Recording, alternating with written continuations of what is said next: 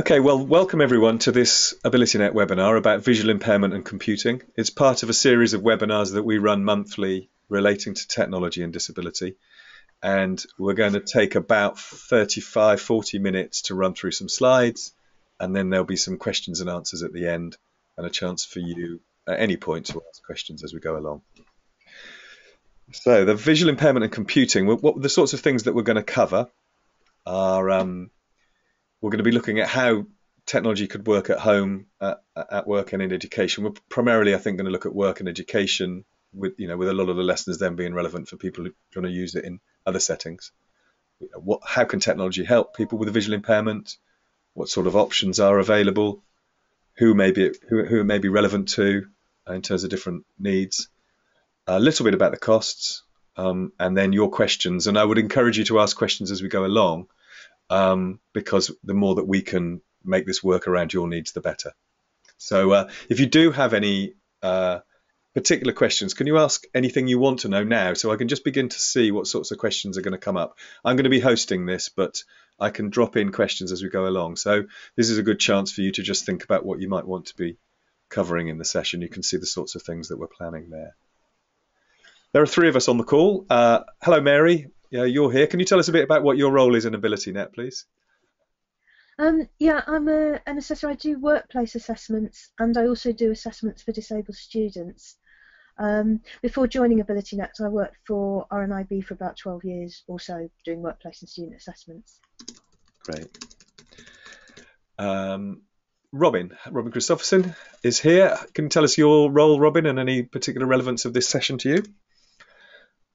So I'm head of digital inclusion at AbilityNet, and I also happen to be blind myself. So this is a topic that's very close to my heart. Cool.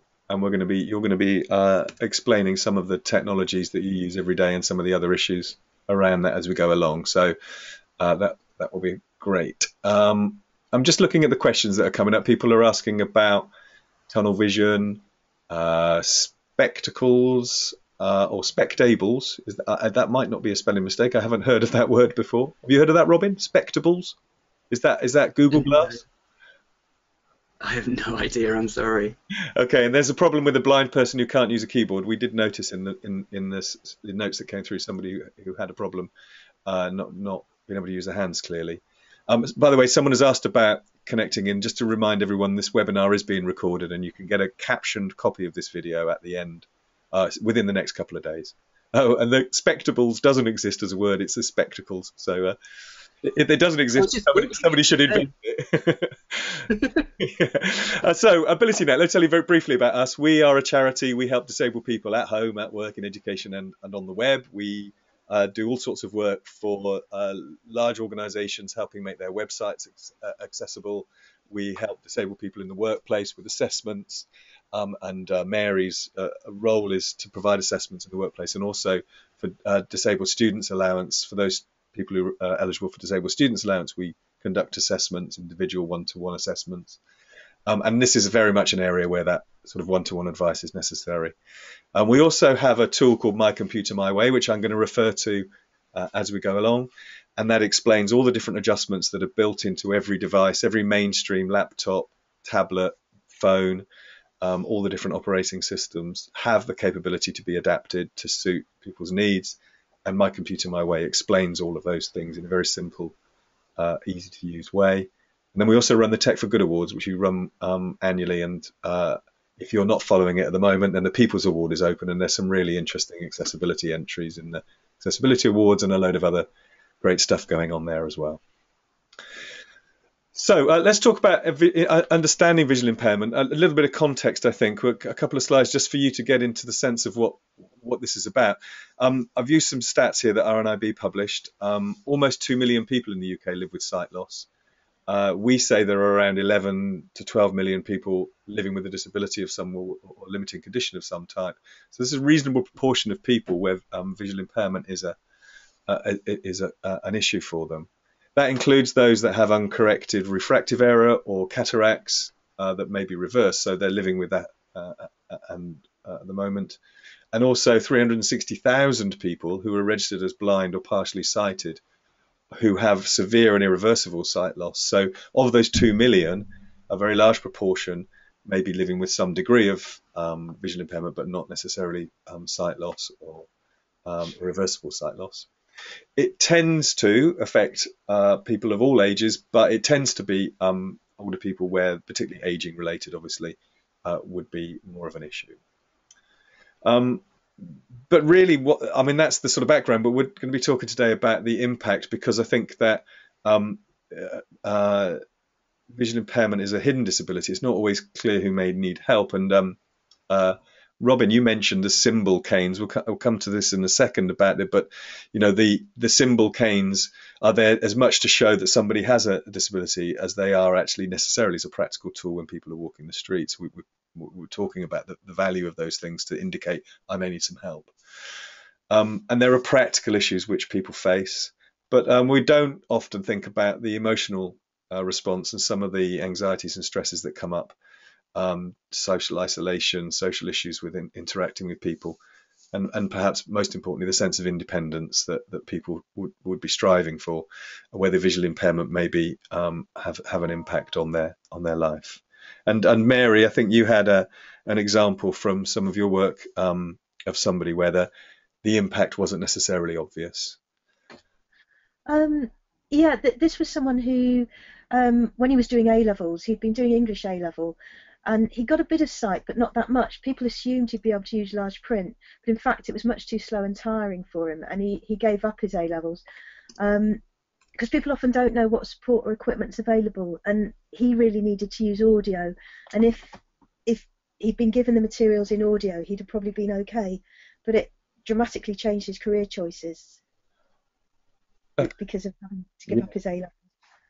And I think that what we're going to be talking about is that there isn't a one-size-fits-all to this issue, that there isn't one technology which is perfect for every person with a visual impairment. And equally, I think it's hard to imagine that there will be one sort of impact of the visual impairment. It can spread across all sorts of different aspects of your life. And so it's worth thinking about that when thinking about this more holistic picture of how people could be using technologies. It's not just the technology which is going to be the answer, of course, which we would return to as a theme as we go through. And then bring it down more to the nuts and bolts. They're practical tasks which people are trying to carry out every day, which having a visual impairment maybe has an impact or makes it harder to complete the task, or means that you need to do it in a particular way.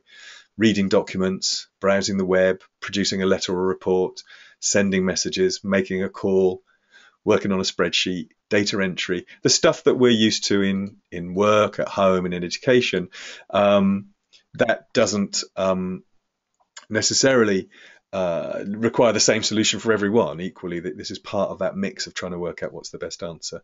And Robin, I think you mentioned something that you think has changed enormously recently in terms of common tasks and the way that technology helped.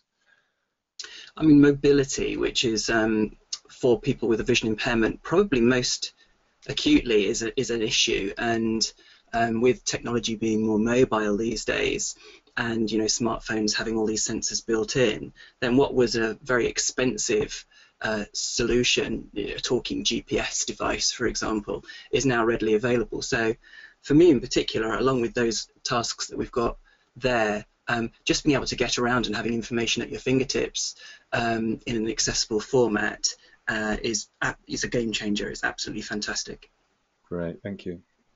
And of course, we also need to underline that this isn't just a nice to have, that there are at work and in education, and to some extent there's some support available at home, that this isn't just an IT issue, and employers in particular have a responsibility to help their employees, and there are legal risks that they're facing if they're not proactive. They have a duty of care. It isn't just about disabled people, but that particularly might apply. It could be linked to the Equality Act and 2010, which is about how you may be discriminating against somebody because you're not making adjustments for their visual impairment. And then this idea of reasonable adjustments, which is the term that's used in the legislation, that you may need to make adjustments in the workplace. And what we're going to be looking at examples of technologies that may be of use to somebody with a visual impairment, but a lot of that reasonable adjustments principle is that you've got to fit it to the person's needs and the particular role in the organisation. And the idea of it being reasonable is that you've actually taken reasonable steps to support them and enable them to fulfil their role to avoid discrimination. And then the other point about the support available, we're asked about this. We've picked out some examples here. At work, there's the Access to Work program. We provide an assessment service as part of that, so the one-to-one and sort of intervention that's needed to try and identify that person's particular needs and the particular solutions that would work for you. We have a workplace service that delivers that. And at home, there's the PIP and DLA, the personal dependence, can't remember what the payment, yeah, sorry, and the disability living allowance.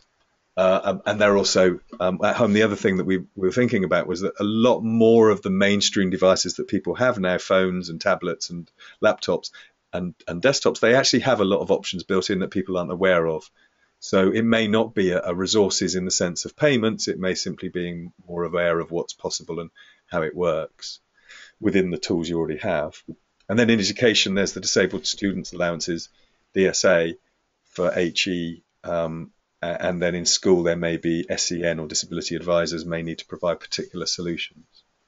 We're not going to dwell on that, but that just gives a little bit of context in terms of where you may get some of the help from. So the meat of what we're going to do, we're going to look at the technology options, and they fall into 3 types. So this is worth reiterating as we go along, really, that when you're looking at the sorts of solutions that may be relevant to somebody you're working with or for yourself, it may be that you're looking to find some specialist software. It may be that you're looking to find some specialist hardware, or it could be that you're using the stuff that you have now that's built in already, the software you already have, whether that's Office software or the actual operating system of the computer itself. That may have all sorts of potential that you hadn't realized to address particular issues that you're trying to solve. So those are the 3 things to think about. Is it something that needs some specialist software? Do I need some specialist hardware? Or actually, if I've got the tools here in front of me already, I just need to set them up and adjust them in some way.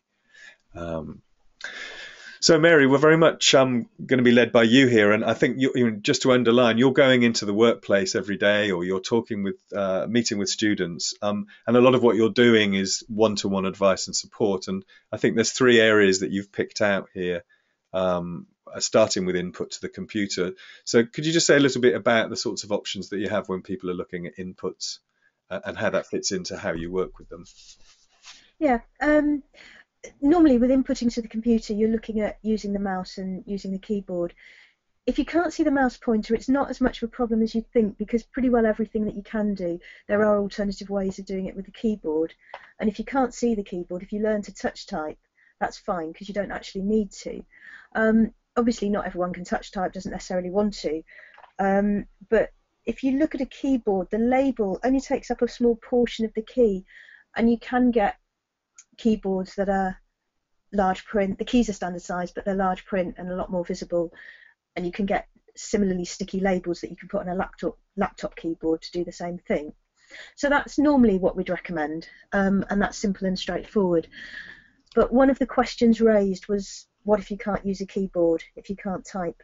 It is possible to use speech recognition without vision.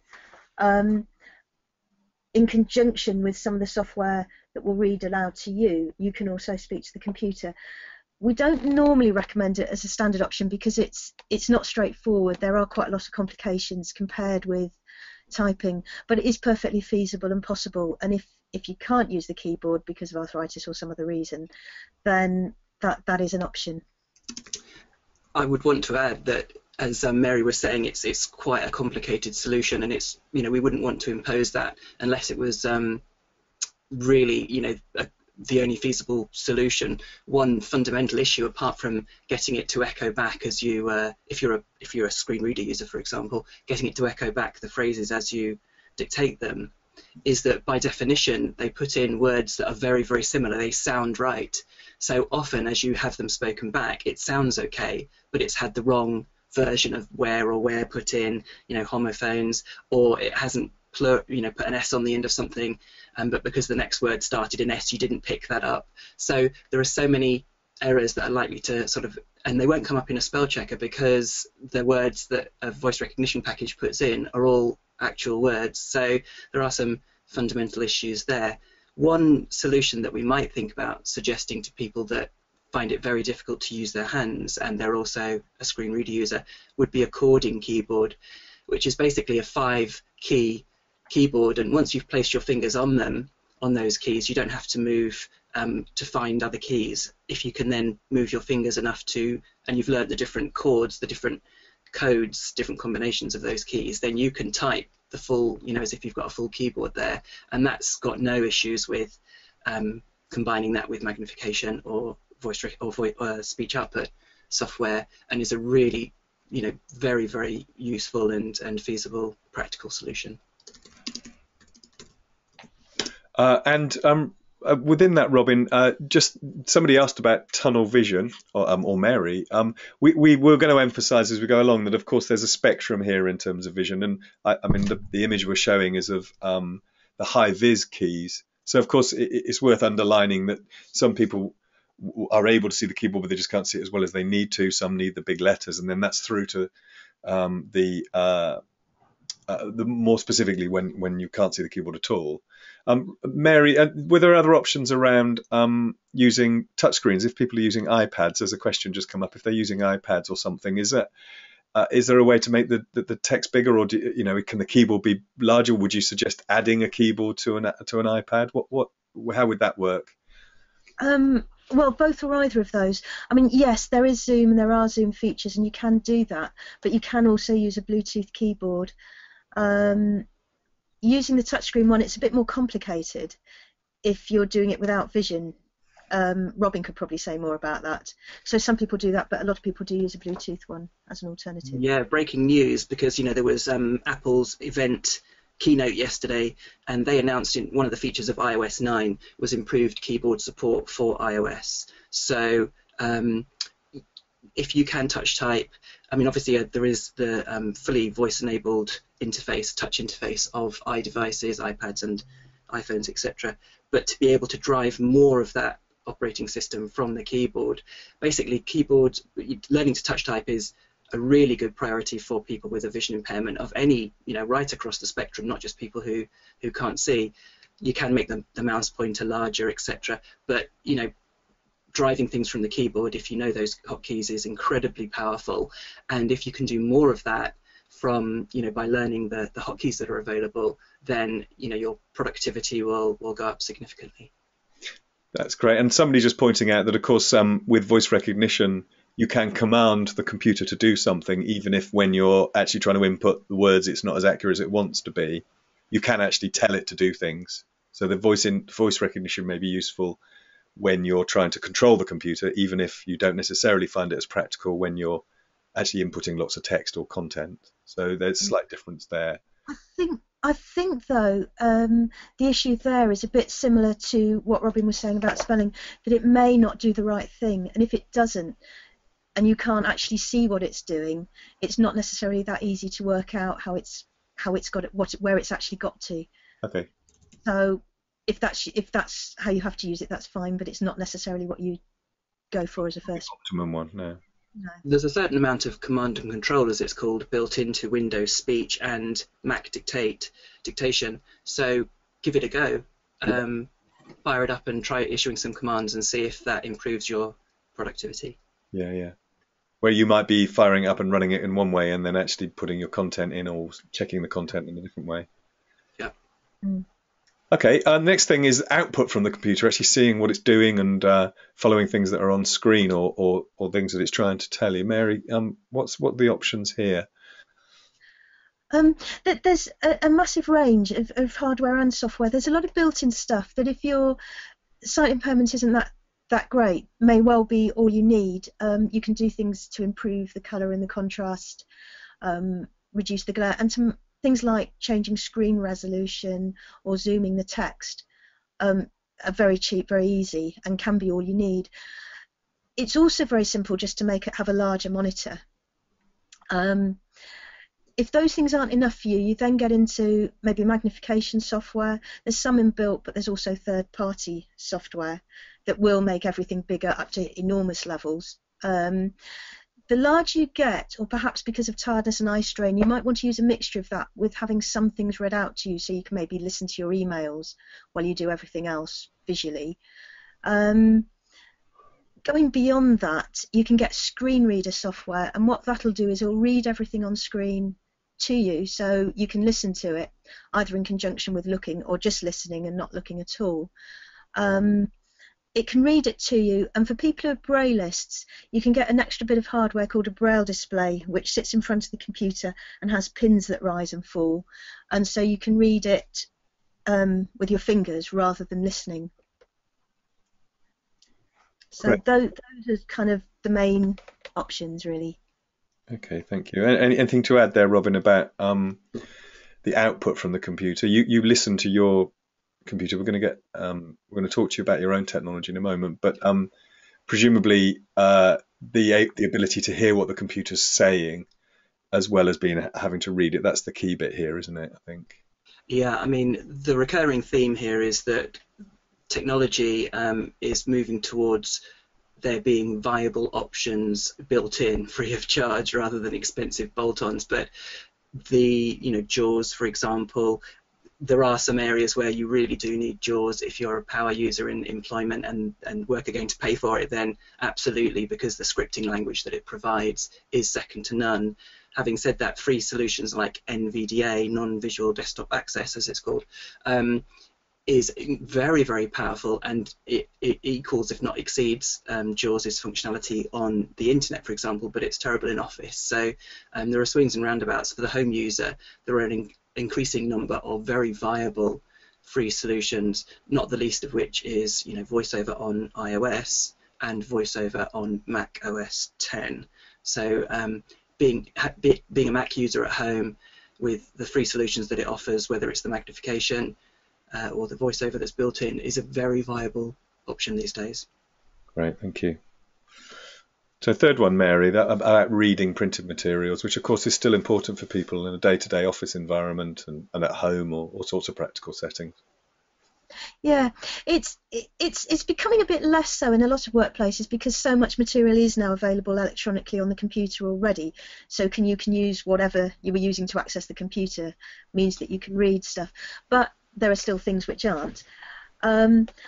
There's some low-tech things you can do. For some people, improving the lighting helps quite a bit, maybe a task lamp. And a lot of people have handheld magnifiers, which are good for small amounts of reading, but not usually for reading anything lengthy. And you might just be able to get stuff in large print. But obviously that's not going to be suitable for everything or for everybody. The main hardware bit for people who have got vision but need things bigger is what are usually called video magnifiers, or used to be often called CCTVs, so you may hear that. And there's two main variants really. There are desktop ones, and as you'll see there's a picture on the slide of one of those where it's displaying whatever is in the newspaper is being displayed on the screen, and you move that back and forth so it does it. It's you can read large amounts like that, so if someone needs to read a book, long letters, that's the thing to go for. But as you can see, it's large, it's heavy, it's very much not a portable option. And you can get little ones, more or less the size of a phone or a bit bigger, that you can carry around with you. So you wouldn't want to read a lot on those maybe, but you can read small amounts of text. So they're very useful for taking around and about. And some of either variety can also convert the text into speech and read it to you, so you can use a mixture of listening and looking. If you're wanting to use completely non-visual things and you've got some hard copy, and so long as it's typed rather than handwritten, what you can do is scan it into the computer, use optical character recognition software to convert it to text, and you can then use your computer to read it out to you. So any printed paper you can import in and read out that way. Great. Robin, do you use anything to read? I mean, have you got an app or anything on your phone that you point at? We're going to come to your answers in a minute, I know, about other stuff, but just in this case, is there anything that you know that you can pick up and point at something that it can tell you what it says? Absolutely. So Mary was talking about things that are more mobile and that look like smartphones. You can actually get apps for smartphones as well that will do a similar thing, and you can buy separate stands that you can plonk your phone on to point down at the paper that you move underneath.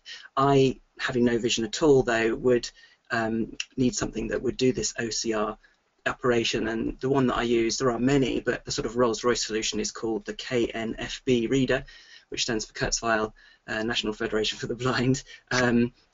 People probably remember Kurzweil as a very successful scanning company, and it does a very good job. You can just snap the page, the letter that you've got from the bank manager or a book, whatever it might be, using the camera on your phone. It will tell you if you've got the orientation wrong, and when you've made a successful photograph of it, then it will just start speaking back, and you can have that saved off as a Word document or as a PDF, or you can email the contents to someone, etc., etc. So yeah, KNFB reader, I think it's around £49. So because it's a specialist app, it's way above what normal apps would cost in the App Store.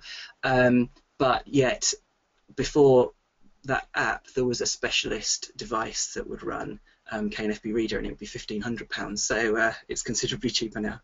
Cool. I was just going to check, Mary, I think that OCR software can actually deal with handwriting as well. I believe that's the case. I've certainly, Evernote can, which I use. You can scan photos in, and then it can make the text searchable. And I think it's more about how neat your handwriting is rather than whether or not it's technically possible. So that might be a way of dealing with notes from meetings that other people are compiling, or that you're compiling yourself, but that you're struggling to work through, or that sort of thing. I haven't seen that working, but I know it's possible. So. It'd be worth trying, but yes, it depends on the quality and consistency and. Yeah. Cool. Interesting. Going back to input, one way that I can actually type on my smartphone is to just draw the letters on the screen. If I'm in that mode and there's a keyboard up on the screen, I can go into handwriting mode, as it's called, and I can just write the whole thing, capital letters, punctuation, and everything. And it recognises those very successfully and just writes the email or whatever it might be. That's interesting. And presumably, if you had an iPad instead of just a small phone as well, then you might be able to make that. That might be easier if you're struggling to use your hand to control your hand in the way that somebody asked. The bigger that area is that you're aiming for, the more distinctive you can be. Yeah, although on an iPad you can actually do touch typing, so if you find the F and the J, even though there's no dot on them like there is on a normal keyboard, you can orientate yourself, and there's a new mode called touch typing mode that actually you can get a few of the letters wrong. You can miss a few as you're kind of touch typing on this glass sheet, and yet it'll correct those for you.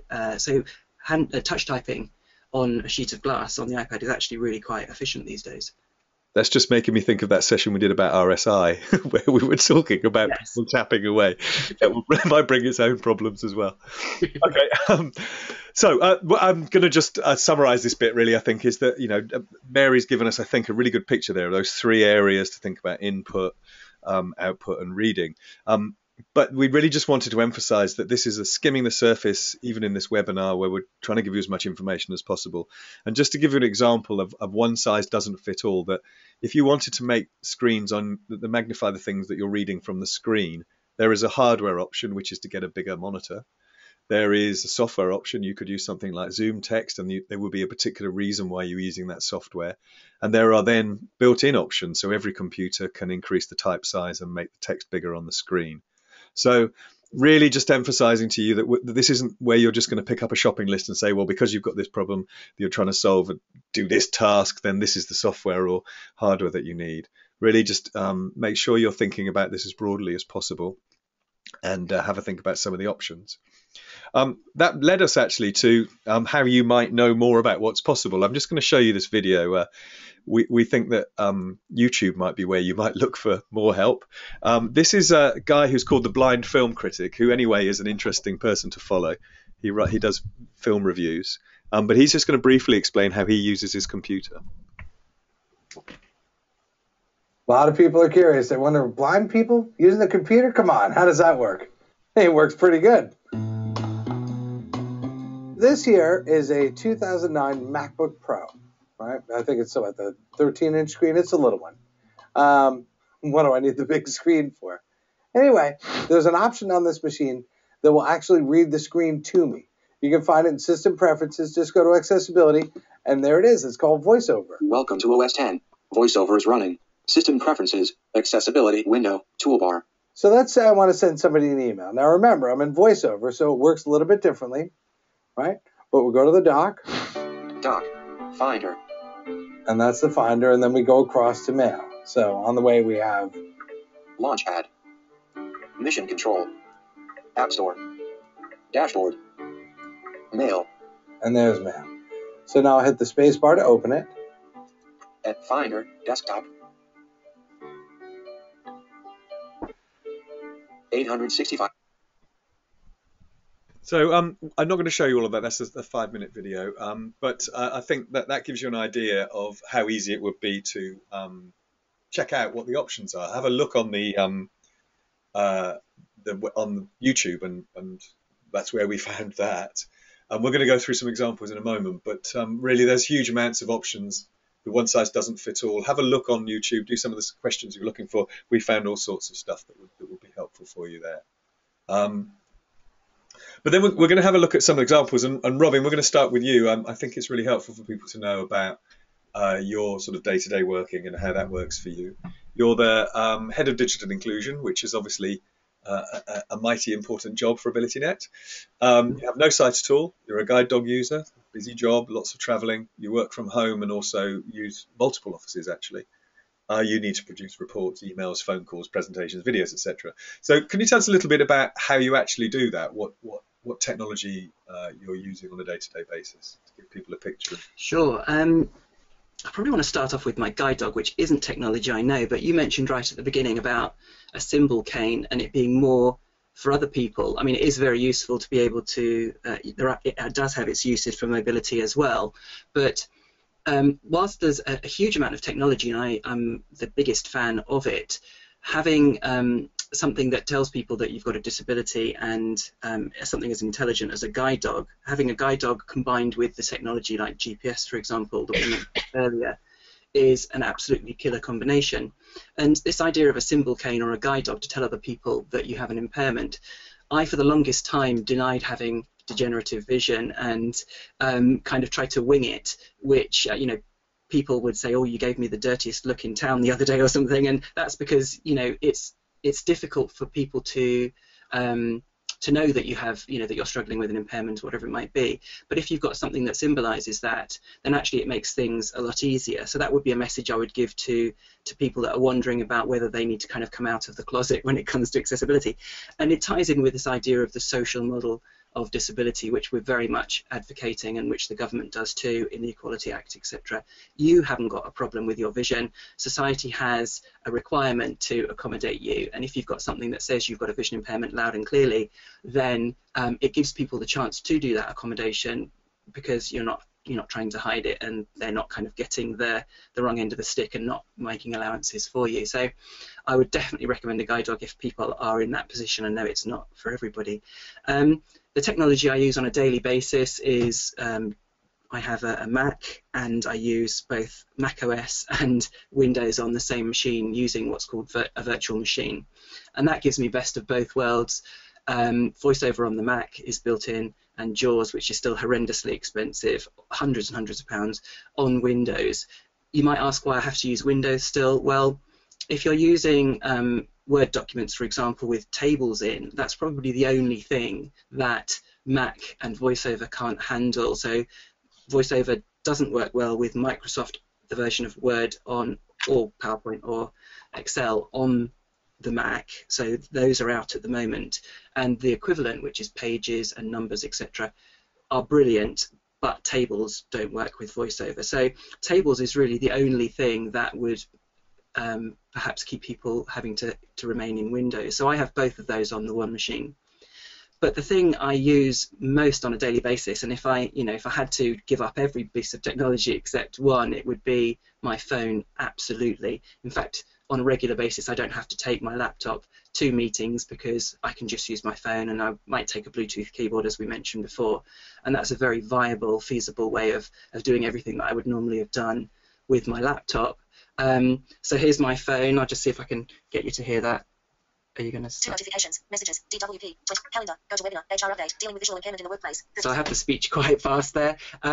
It's telling me that I'm in a webinar at the moment, so surprisingly enough. It's not a big, it's kind of a cheat really if I'm saying that the only thing I would keep would be my phone, because actually that pretty much does everything. So there are so many apps that I use. We mentioned KNFB Reader a little bit earlier. Other apps like Talking Goggles is a mainstream app, unlike KNFB.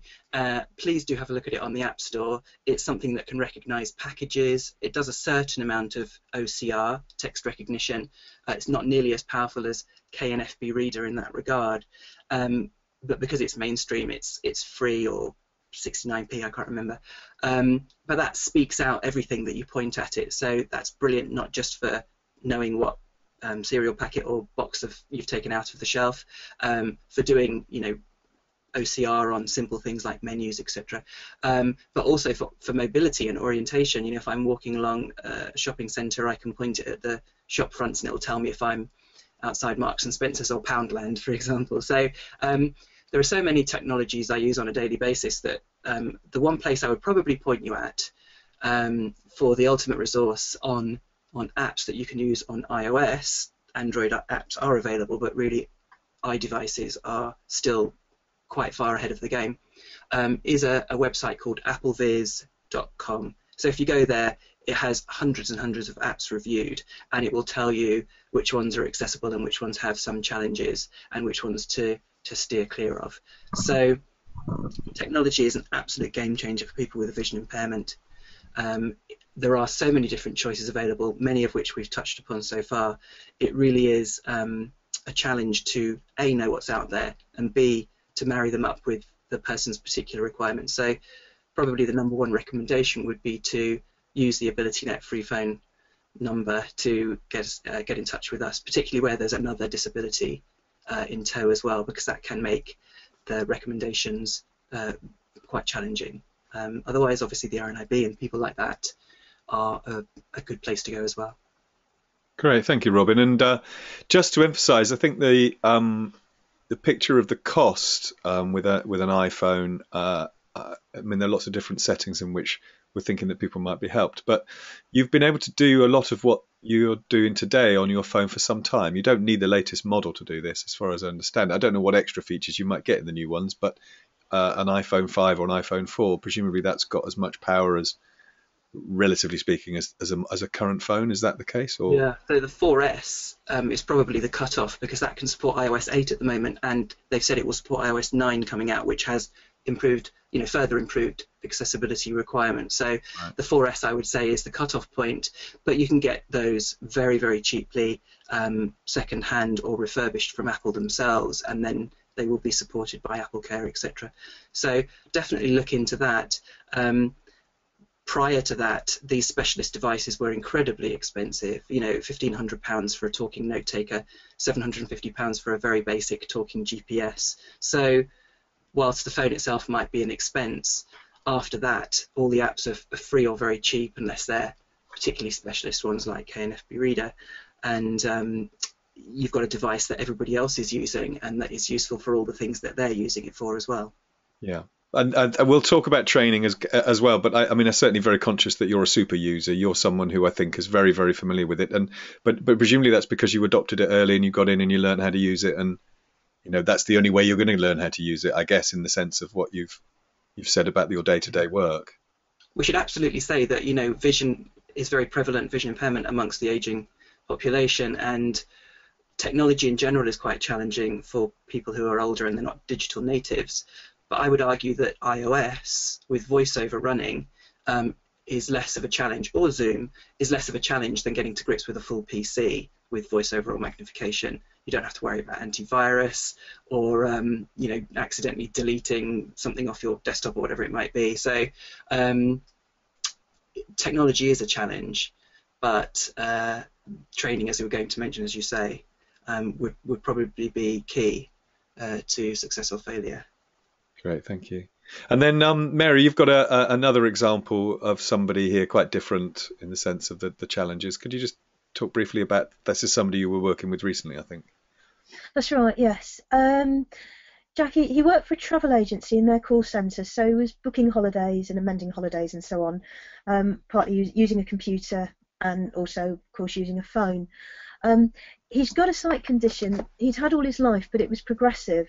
He was very used to working with it, so he made excellent use of the vision he had, but he'd reached a stage where he was needing such a high level of magnification on his computer that was getting quite difficult. And he was getting headaches, which you assume were probably from eye strain. The other thing he got to do, aside from using the database, was that the brochures, he had to read those to go through them with the customer. And so it had reached a stage where, although he had magnification software, had some support, he needed, all needed a bit of enhancing, really. One of the things we did was look at increasing his software, upgrading it from just magnifying to magnifying with some speech output. He had, his level of magnification meant that only a little bit of the screen was visible at any one time. He had to move it around. And most sighted people would have found that incredibly difficult to use. But because of experience, because he was so used to it, he actually did that extremely efficiently. So that was fine. But when it came to things like reading documents, he just wasn't doing it. Things like the company newsletter and email were just too difficult, and the speech was going to allow him to do that when he wasn't on the phone. He could sit back and listen. So it was partly that. We increased the size of his monitor so that he didn't have to have quite as high a level of magnification. He had a bad back, which was probably partly because he was getting so close to read it. So a monitor arm was going to be helpful because it meant he could sit back and bring the monitor to him rather than him leaning forward to read it. And the other aspect was reading the brochures. We talked earlier about desktop video magnifiers, and although they were electronic, his preference was to use vision. He found that simpler and easier, and he knew how to move it around and get to the particular bit he needed to read. So we got him a video magnifier, but had to get a model that meant that he could read the screen without having to do a lot of moving again and leaning forward to read it, to save his back. I think Mark Robin mentioning people with other disabilities, and that's one of the things that, again, we had to take account of his back and the fact that he leant forward in looking at what he needed. So somebody mentioned tunnel vision, and that isn't what he'd got, but it's possibly relevant here. If someone's got tunnel vision, one of the main things that's going to be affected is mobility because of just not being able to see what's round and about. And also, people are usually being night blind, and getting around at night is going to be even more difficult. When it comes to reading and the computer use, it really depends on how small the tunnel is. And if you can only see if you can see a reasonable amount, that's fine. It doesn't probably have that much impact. But if you can only see a few letters or a few words at a time, then it's a bit similar to needing a very high level of magnification and probably needing some speech output to supplement your vision. So I think those were the main things I wanted to say about Jack. Great, thank you. And I mean, I think, again, just to underline this, one size doesn't fit all, and the need for a sort of a more holistic image, a picture there of what Jack's working day consists of and the tasks that he's undertaking, and therefore that it's not just the technology that's going to be the answer, that the support and other things that he may need. Which leads me on to a couple of final slides about things that really need to think about in terms of this context is training. It's very easy to overlook the need to learn new tools, whether they're hardware or software, to customize the software to fit your needs, to adapt your workflow potentially, just to change the way in which you respond to particular tasks, and then equally to adapt the workplace in some way in the way that you were describing there, Mary, about the need for the monitor to be on an arm, for example. The training and implementation of these solutions is often the key bit, and that you can sit there with a piece of software or hardware in front of you that it apparently is the answer, but it never actually solves the problem because you haven't implemented it fully, and the person is asking questions but not getting answers, or is unaware of what help they could get. And it's an area that's very easily overlooked, I think, in the individual's needs. And Robin, as we were saying about your ability to touch type is significant, and that takes a long time to learn. And then equally your familiarity with sort of guiding yourself around a phone or or other iOS device, and how quickly you listen to it as well. Your ears are obviously tuned into the voice that's coming back at you much more than mine would be until I'd grown familiar with it. So there's a huge number of things there that need to be learned, and I think that's where people need to take account of that time that's needed. And then one last pointer for you is to how to adjust your computer. We've mentioned lots of specialist software, specialist hardware, but we've also talked a lot about what's built in, and I can't emphasize enough about the need to have a look at My Computer My Way, which is a resource that we've built, which takes you through all sorts of different options. All the available operating systems have solutions in them. It leads you through to the menu you're looking for and tells you what to click on and how to click on it. And it has a whole range of different options, and they pop up in lots of different places. I've pulled up a couple of screens just to show you that making text larger appears under the visual impairment that you may be trying to work with, or it could be a cognitive where you're trying to deal with a different impairment. But both of those are shown here in different places in the relevant sections. So take a look at that and follow your nose on the sorts of changes you think are needed. So to summarize, if you have any questions, please let us know now. Use the questions box to tell us that there's something that you want to know. But the overview really is that, underlining again, one size doesn't fit all. There isn't one piece of technology that works for everybody with visual impairments, not least because those visual impairments will be different for people, and the impact on their work or their daily lives will be different depending on what their tasks are that they're trying to fulfill, or the sorts of technologies they have available already. Think about the difference between built-in solutions, specialist software or specialist hardware, and which mix is going to be right for the particular situation. Think about the difference between mobile or desktop, because there may be differences there in terms of the working experience of the person in the workplace versus what they're trying to do in terms of getting about and being mobile, getting from A to B. Don't forget that some people have different preferences, and that the context and the tasks and budgets will be different. So some of the solutions we talked about are very low cost and mainstream. Others that KNFB, for example, is an app that will cost you a few quid, but is so specific to what it does that it may be the perfect solution, and the main expense is therefore just that one app. Make sure you're looking for specialist advice and support. Robin's mentioned our helpline. We also provide assessments in the workplace, and that's about delivering that one-to-one sort of more holistic picture of the support you need. So do talk to us if that's something that is something you'd have to pay for. If you're a student, or if you're eligible for disabled students allowances, we also provide the same assessments in there, and that's funded through the DSA. The need for training. And don't forget trial and error. You won't necessarily get the right mix in the first go, and finally, review it regularly, because the technology changes fast. And as you heard from Robin about his experience, the phone has become the big tool that's changed his working life, and so keep track of that. So a couple of final points. There's some questions popping up. I'm just going to review those, and we'll nearly be done. So firstly, yes, this webinar is being recorded. So Robin's mentioned a few things as links. The Apple Viz link, I think, was the site you mentioned, Robin, and we will put some links together and put them back into these slides and make sure they're part of the presentation.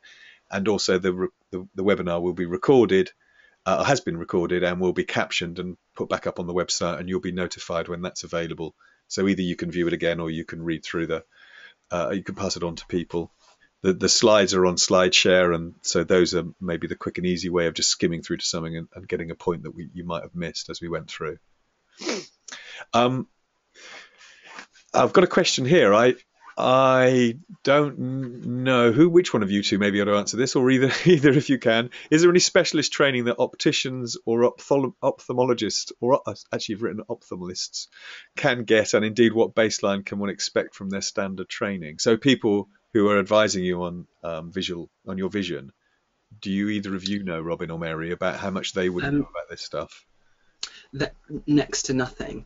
In fact, the standard optician isn't very good at recognizing specific conditions that aren't, obviously there are RP, retinitis pigmentosa, and macular degeneration that are very common, but other ones are much harder to spot, so often a referral is required first. So that's one side of the answer. But as far as the technology that they know about is very, very limited, if not zero. So go to your local association of the blind. There's one in every county. They know a little bit more, but often their knowledge is out of date, and certainly the equipment, if they've got any in the drop-in centre, will be incredibly out of date. So I would probably say go to the RNIB or to AbilityNet for up-to-date recommendations. Great, thank you. And Robin, you mentioned a device with 5 keys, which I think is a corded keyboard. Is that what you called it? Yeah, there's a couple. There's one called the BAT keyboard. I'm not sure if that's still available. There's the Psyche. Mary will probably know much more about them than me, but there are some, cording keyboards. It's the sort of thing that the RNIB certainly wouldn't know about, because it's to do with physical impairment, particularly for someone with a single hand, for example. But equally as useful for people with dexterity difficulties and a vision impairment, because you don't have to find your way around a keyboard. You've only got 5 keys. You just do need to remember the codes, though. And just to be clear, the analogy with cord is I've just pulled some up on screen here on Google, is the fact that you're using it as a mixture of different combinations, like a chord on a guitar. Is it? That's what it looks like. Yeah. Great. Mary, you were going to say something.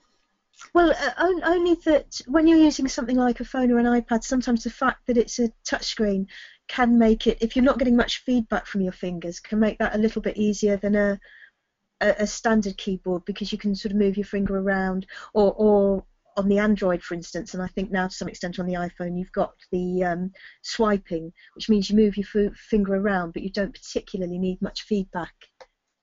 And also on iOS, actually, I don't think it's available on Android yet, is Braille input. So I mentioned about handwriting recognition. You can actually put 6 fingers and a thumb on the glass and type like a Braille input as well, if you're in that mode. Okay. Great, thank you. And I think that final point underlines how quickly things are changing. We were talking, Robin, the other day about whether or not a customizable Braille output was going to be within reach in terms of cost as well, and that's obviously a relatively small proportion of people that we're talking about with a visual impairment will be Braille readers, but that could be a game changer, I think you were saying, in terms of people's interaction with technology and at the cost level. Yeah, I'm not sure how quickly it'll come to market, but the current batch of technology, the current technology that goes into Braille displays means that, I can't remember, pound for pound, it's more valuable than gold or something. They're very, very expensive, and there does need to be some sort of technological revolution there to make Braille available to everyone that can afford, who isn't a millionaire. Okay, nearly as expensive as printer ink. Yeah. Okay. Well, thank you, everybody. Thank you for joining us. Thank you very much, Mary and Robin, for sharing your expertise and knowledge there. And if people have further questions, please do get in touch with us. You can contact us by calling the sales team. We also have a helpline number, 0800 269 545. Lots of details on our website. Obviously, there's fact sheets you can download and so on that we offer for free for you to use. And then also just a quick advert for the next webinar, which will be dealing with hearing impairment in the workplace and at home and education in the same way that we've done today. That's